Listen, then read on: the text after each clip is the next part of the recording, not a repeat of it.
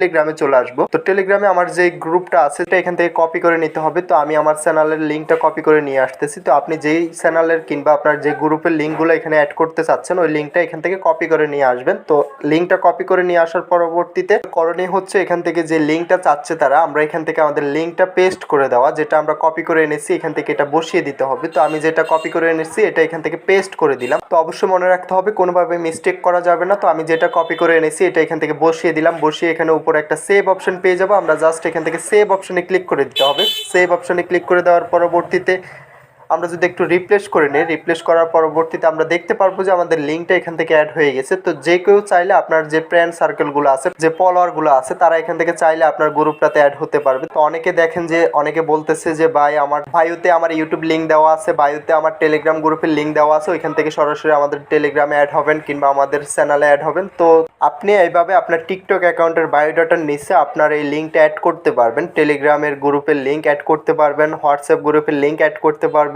কিংবা আপনার যদি চ্যানেল থেকে থাকে ওই চ্যানেলের লিঙ্কটা এখান থেকে অ্যাড করতে পারবেন। তো খুব সহজভাবে দেখিয়ে দিলাম বিষয়টা, আশা করি বুঝতে পারছেন। তো ভিডিওটা আজকে এতটুকুই, দেখা হচ্ছে নেক্সট ভিডিওতে। তো যাওয়ার আগে একটাই কথা, যার যার টিকটক অ্যাকাউন্টে যে ধরনের সমস্যা হোক আমাদের সাথে যোগাযোগ করতে পারেন। টিকটক অ্যাকাউন্ট ব্র্যান্ড হয়ে গেলে আমাদের সাথে যোগাযোগ করে আপনার শখের অ্যাকাউন্টটা রিকভার করে নিতে পারবেন। তো সর্বশেষ একটাই কথা, যারা এখনো চ্যানেলটা সাবস্ক্রাইব করেন অবশ্যই চ্যানেলটা সাবস্ক্রাইব করে পাশে থাকা বেল আইকনটা প্রেস করে দিবেন। নিত্য নতুন ভিডিও পেতে অবশ্যই বেল আইকনটা প্রেস করতে ভুলবেন না।